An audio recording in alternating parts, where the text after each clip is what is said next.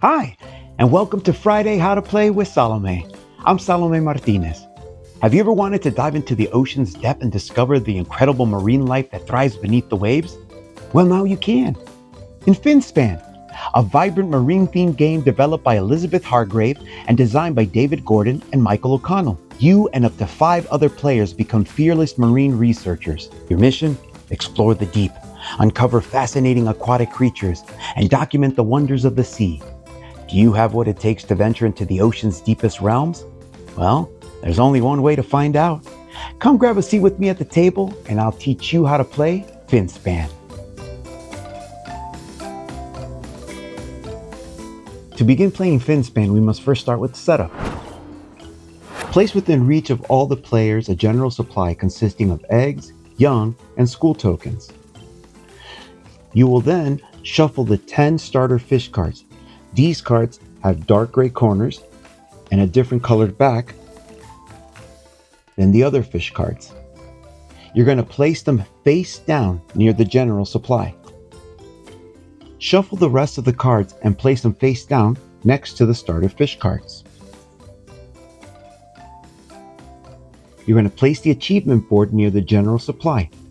The board is double-sided, and if you have any first-time players, it is recommended that you play using side A, and that's what we'll be using for this game. Now, each player will place an ocean board in front of them. They will choose a color and take all the divers of that color and place them here. Next, place an egg token on each of the 2 starting egg slots on your ocean mat. These slots are found on 2 of the 3 forage fish that are printed on the ocean board. Place 1 young token on the starting young slot. These tokens are double-sided, and you will place the young token here. Each player will be dealt 2 random fish cards. You will place them face up in a vertical line beside your ocean mat to form your hand. Return any unused starter fish cards back to the box. Each player will then draw 3 fish cards from the deck and add them face up to their hand.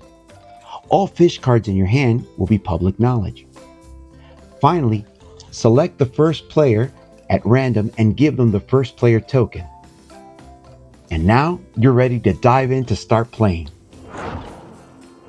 In Finspan, the object of the game is to explore and discover fish and use those fish to generate benefits as you dive deeper into the ocean. The person that scores the most points from fish, eggs, young, schools of fish, and achievements is the winner. Finspan is played in 4 rounds or weeks, and each player will take 6 turns during each of those weeks. On your turn, you will do one of 2 things. You will either play a fish card or dive into your ocean. If you play a fish card, you will place your diver in this gray box at the upper left corner of your ocean board. You then choose a fish card from your hand and pay the cost noted on the upper left corner of the card.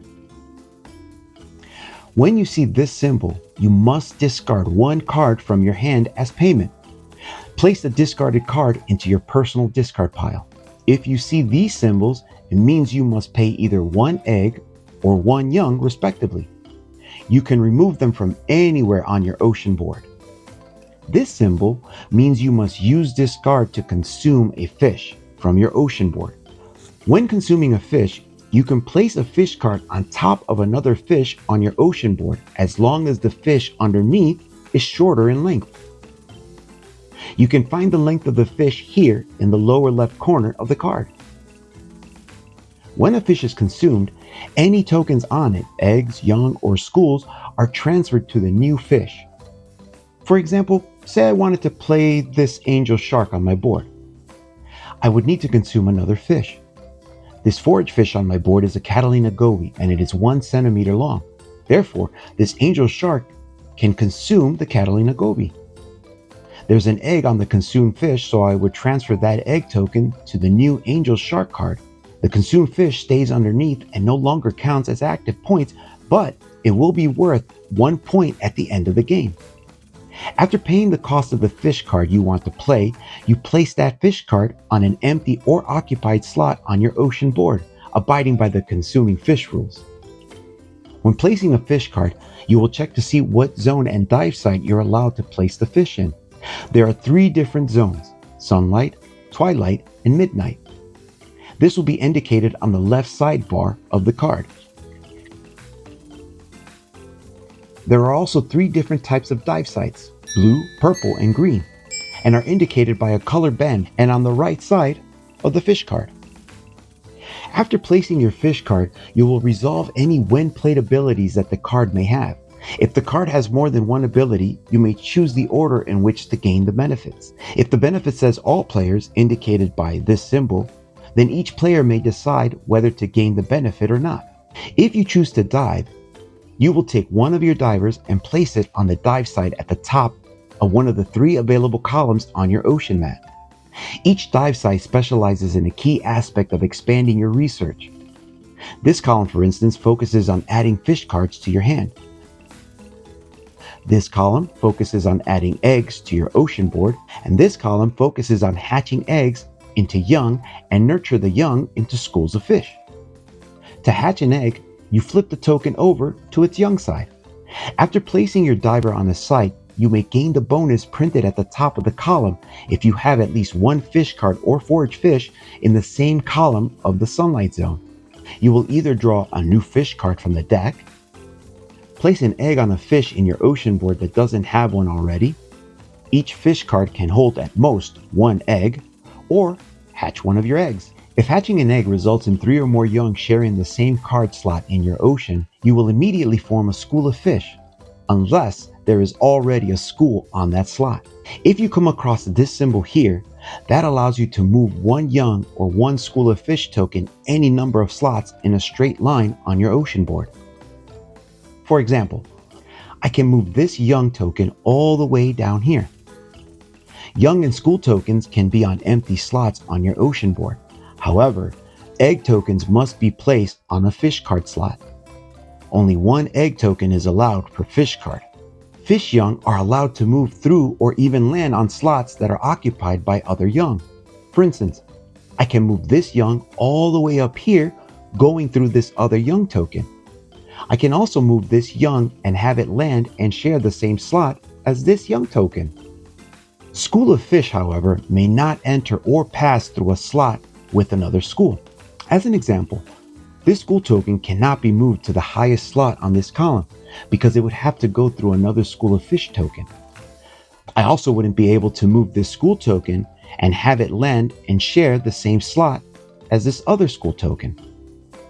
Remember, you can only have 1 school of fish token per slot. So the furthest I can move this school of fish token is here. You will continue diving down the column 1 row at a time, and you may gain if activated benefits on fish cards as well as other dive site bonuses. You will move your diver through all 3 zones until you reach the bottom of your ocean board, regardless if you have fish cards in those zones or not. If this is the first time reaching the bottom of the dive site this week, you will place your diver on the white box and gain a bonus. If you already have a diver on the bonus spot, then you place your diver on the gray box and you do not receive a bonus. Now that we know the basics of the diving action, let's go ahead and look at an example. Let's say I chose to dive here. I place my diver on this spot and I would gain this bonus of drawing a fish card from the deck and adding it to my hand because I have a fish card placed in this sunlight zone on this column. I continue to dive down 1 row at a time until I reach another dive site bonus like this one, which allows me to draw another fish card from the deck because I have a fish card placed in this zone of this column as well. I keep diving down, and I would also stop when I reach a fish card that has a if activated benefit on it, like this one. When you see this, you will stop and gain the benefit that is on the card. For this card, I, along with all the other players, because of this symbol, will gain a fish egg to add to our ocean board. And I will gain another fish card from the deck to add to my hand. I continue diving down until I reach the bottom, and because this is the first time I reach the bottom this week, I get to place my diver in the white bonus spot and perform the action. This is the bonus action I gained.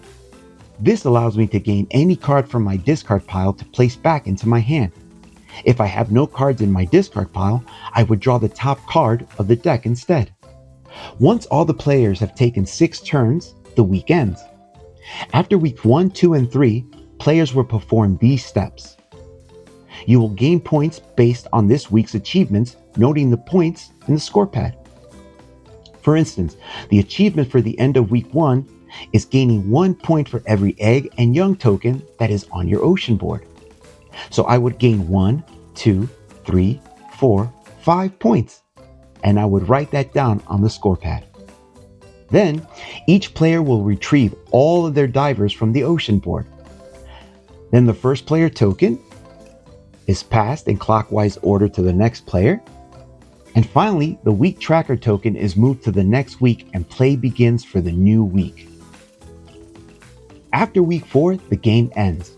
All players perform the following steps. You will activate any endgame abilities on your fish cards. You will score any endgame points, then score points printed on visible fish in your ocean. You will score 1 point for each egg in your ocean, 1 point for each young in your ocean, and 1 point for each consumed fish card or forage fish. And finally, score 6 points for each school of fish token you have in your ocean. Add all of those points to your achievement scores from earlier weeks. The player with the most points wins. If there's a tie, the tied player with the most cards in their hand wins. And if there's still a tie, the players share the victory. And that's how you play Finspan. I'm Salomé Martinez, and I want to thank you for having a seat with me at the table. And I hope you get to teach Finspan to others at your table. Until our next Friday How to Play, remember to learn, play games, and always have fun. Adios.